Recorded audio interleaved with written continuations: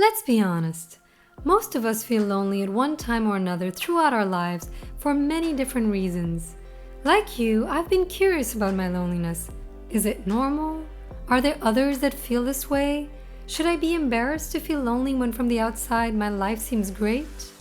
To learn more about loneliness in all its forms, I'll speak with experts on our show On Loneliness, a video series about coping with feeling lonely created by the Roots of Loneliness project, a first of its kind resource that deeply explores over 100 types of loneliness to help you gain powerful insights and feel less alone.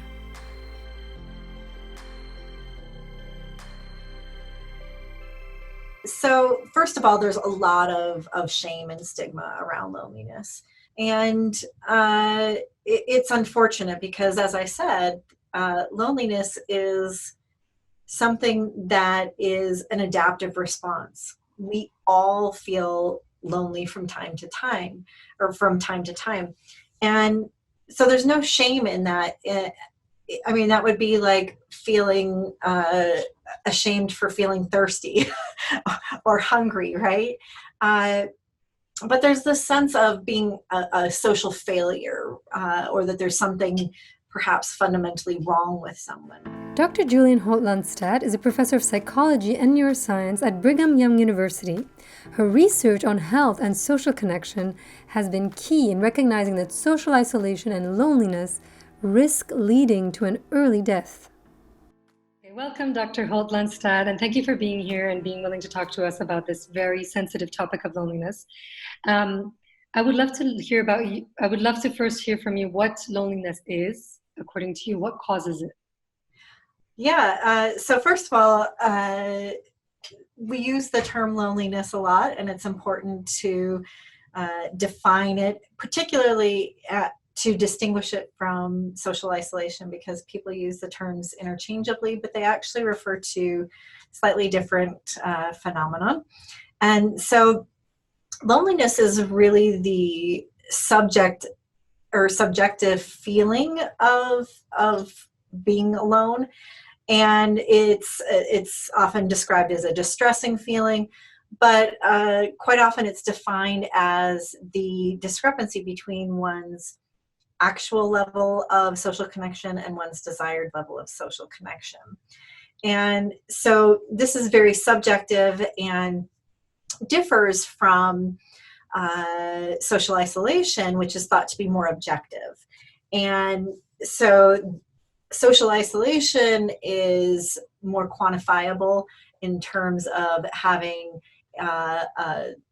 few social contacts or infrequent social contact, or living alone. And so someone can be socially isolated but not lonely, and someone can be lonely but not socially isolated. And so it's important to distinguish these. So for instance, some people may be isolated but not feel lonely, so they may enjoy their solitude, and so they don't feel distressed by that, because there is no discrepancy between their actual and desired level of social connection. On the other hand, you could be lonely but not socially isolated. So people who may have be surrounded by others, live in a big city, or are at even a party, and can still feel profoundly lonely. Sometimes people will describe this as, feeling alone in a crowd. And so I think this helps distinguish between them, but of course they also can go hand in hand. And so people can be isolated and lonely as well. Interesting. And so what, in your view, causes this loneliness that you're speaking about? So not the social isolation, but the state. Right. So it's being socially connected is thought of as a fundamental biological need. And so it's argued that loneliness is really this subjective state, or a biological motive, much like hunger or thirst motivates us to seek out food or water, that loneliness motivates us to reconnect socially. And so loneliness can be thought of as this, in a way, an adaptive biological mechanism that helps us to reconnect, and that really it only becomes maladaptive when experienced more long term. And of course, a variety of factors can trigger that. And that may be different across different individuals, but that signal itself is actually a normal and healthy signal, but it's when it's experienced more chronically that it can lead to some detrimental effects. And so you've done research on how loneliness affects our risk for mortality. Could you talk a bit about that, please? Yeah.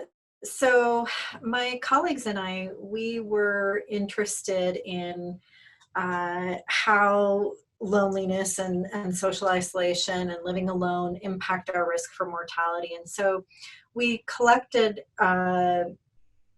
and gathered all of the available evidence that had been published worldwide on this and conducted a meta-analysis. So what this does is we were able to combine the data across these studies to get an overall estimate of the effect. And so what we found was that each of these, so social isolation, loneliness, and living alone, significantly predicted increased risk for premature mortality. And what's was somewhat surprising is that they equivalently predicted risk for premature mortality. So these more subjective and objective indicators are both important in terms of predicting our risk for premature mortality. Wow, that's really interesting. And is there something that you see that has happened in the last couple of years that's changing? Are there some trends or patterns that have emerged? You know, that is something that I think is really interesting, is whether or not this is changing over time. And if we look at loneliness specifically, loneliness hasn't been systematically measured in population wide. So it's really difficult to determine whether or not it's increased over time or whether we're just recognizing it more than ever. But we do have other kinds of indicators that would indicate greater senses of social disconnection. So it may not be specifically loneliness, but for instance, through census, we are able to see changes in demographics that suggest that people are less connected socially in a variety of ways. So for instance, there are more people who are living alone now in the US and Europe and many countries. Of course, just because you live alone doesn't mean you are lonely, but actually living alone does significantly increase your risk for loneliness and is an independent risk factor for mortality in and of itself. We also have evidence that marriage rates are declining, childlessness is increasing, fewer people are affiliated with some kind of religious organization, fewer people are volunteering. What these demographic trends suggest, particularly when you combine that with an increasing aging population, is that as people age, we have fewer familial resources to draw upon, particularly in older age. And so while it's unclear whether loneliness specifically has increased, we do have evidence that that people may be less socially connected in other kinds of ways.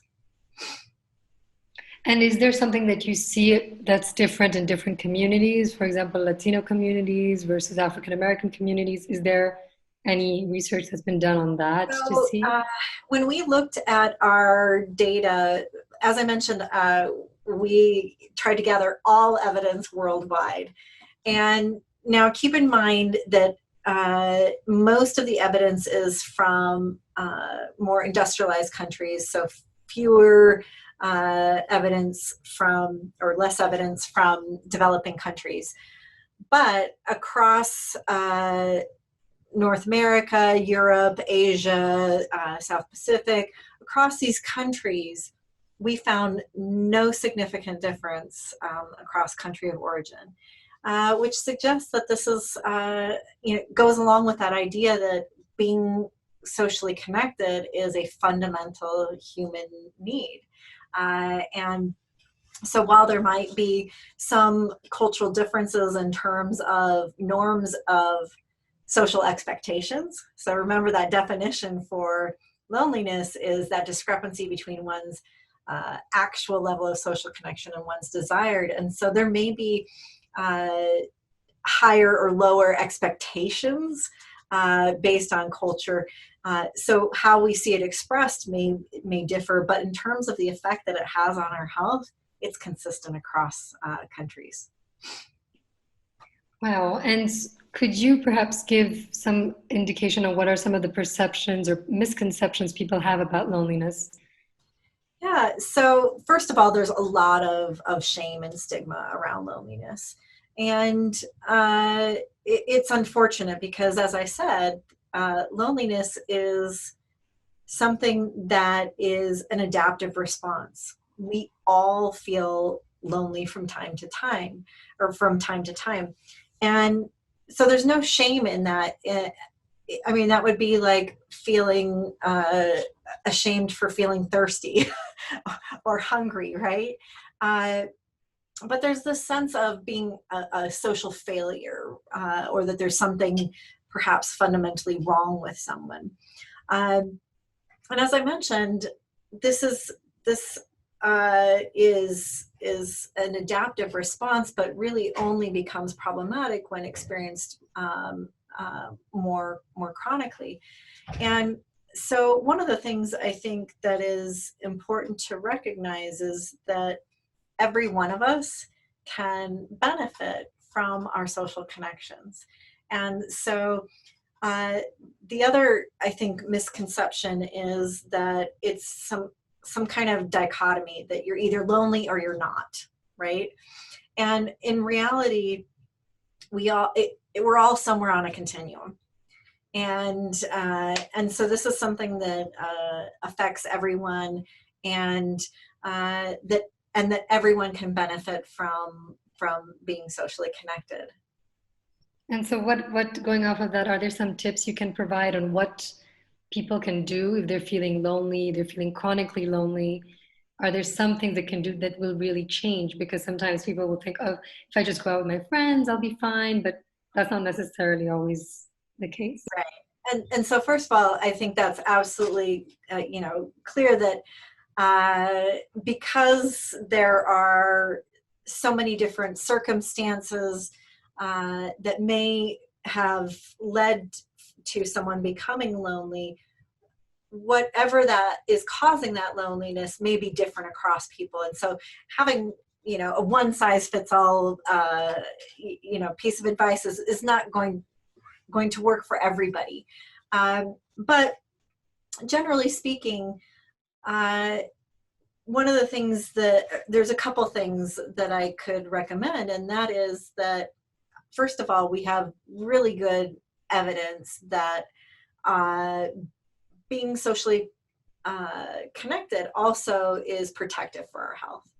And so if we think about this like we do other kinds of behaviors and lifestyle factors that we take very seriously for our health, like physical activity, for example, we have to make time in our busy schedule to be physically active often, right? And the people need to start taking their relationships just as seriously for their health. And so they may need to make time in their busy schedules to nurture and maintain their existing close relationships. So one bit of advice is to really nurture, to maintain those existing relationships. But that may not always be an option for everyone.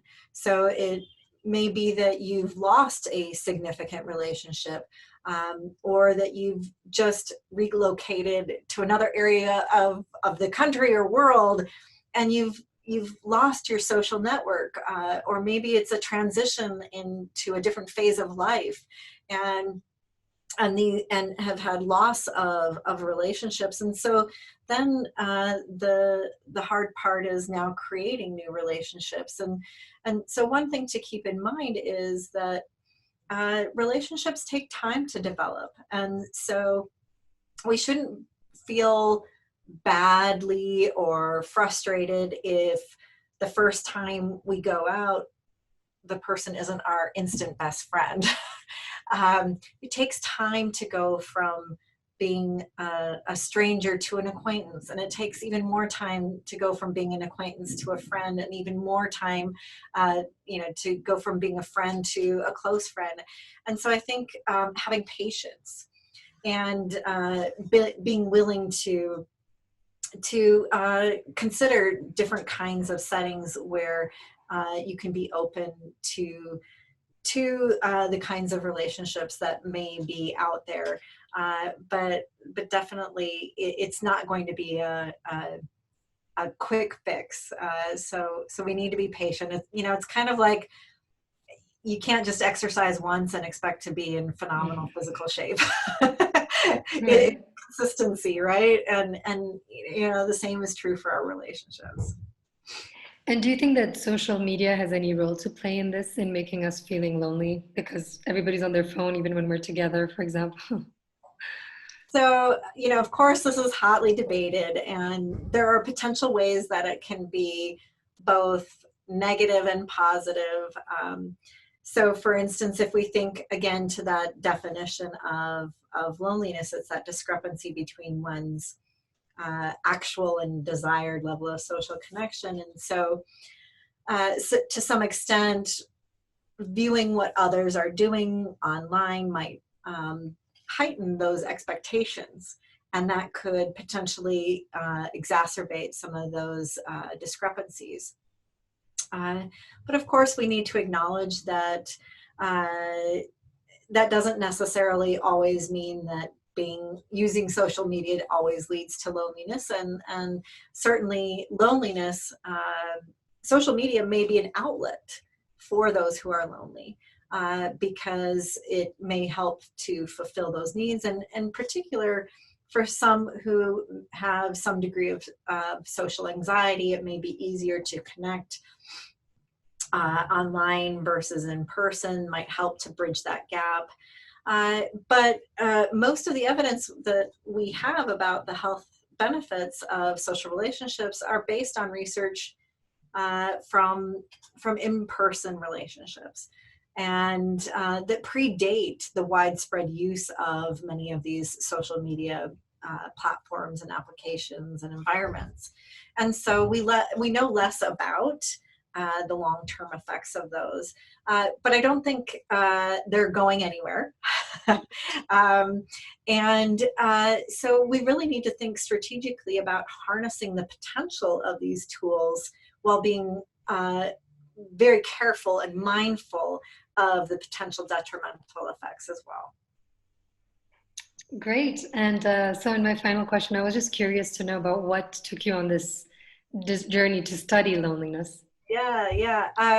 So really, I first started with research around social relationships and health more broadly, and really looking at the protective effects of social support, and but then also recognizing that the quality of our relationships matter.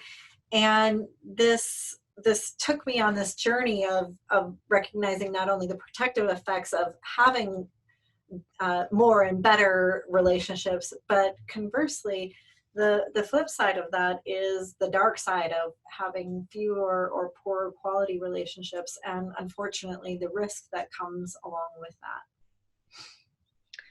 Actually, sorry, I have more questions now that you just said. So how can what are some tips that we could have to create more qualitative relationships? Because I think a lot of people feel lonely because the relationships they have they're not able to reach a level of intimacy or closeness? Yeah. So ultimately, the research has shown that, you know, quantity and quality matter. And interestingly, it's the not only having people, you know, the presence or absence of others in our lives is important, but the quality of those relationships is important. And this quality can be looked at in a variety of different ways. So it can be looked at in terms of the positivity and negativity in the relationship. And so positivity has been associated with more protective effects on health, and negativity. So things like relationship strain, conflict, insensitivity, rejection, these kinds of negativity in relationships has been linked to greater risk and poorer health. And so, of course, it's important to maintain high quality relationships. But then there's also the extent to which relationships are close and intimate versus those that are much more superficial. And there's been quite a bit of research in terms of the importance of these close, intimate relationships. But interestingly, there's also some evidence to suggest that even these more I hate to use the word superficial. Sometimes in the research, it's referred to as weak ties, more of the acquaintance kinds of relationships, but just the less intimate relationships, the talking to the person at the market as you're checking out, or saying hello to someone on the street. That some of these weaker kinds of connections still can have a significant impact on our health. And so it's good to recognize that even some of these small things that we think may not have much of an effect can indeed have an effect. And what's also really incredible is that there's some research to suggest that having a diversity of kinds of social relationships and social roles can be associated with stronger health effects as well.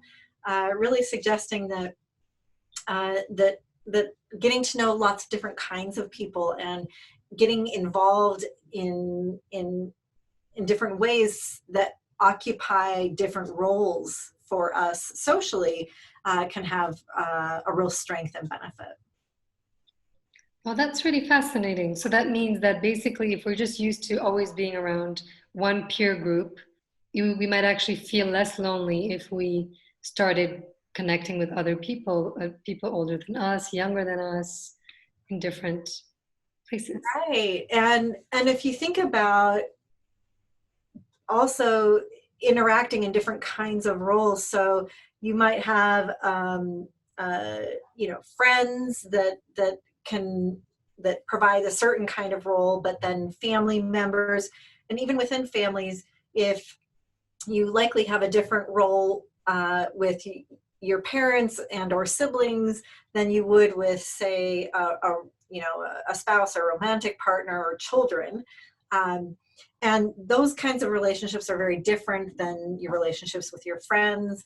And they're very different from, and maybe very different from your relationship with your coworkers or someone you go to church with, or that you are involved in some kind of organization.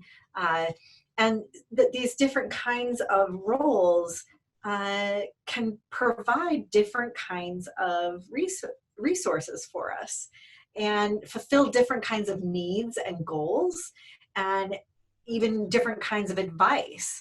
And so when dealing with various challenges in your life, when you have more diverse kinds of roles and resources, this can be quite adaptive and help one become much more resilient. Wow, that was really useful. Thank you so much, Dr. Holt-Lunstad.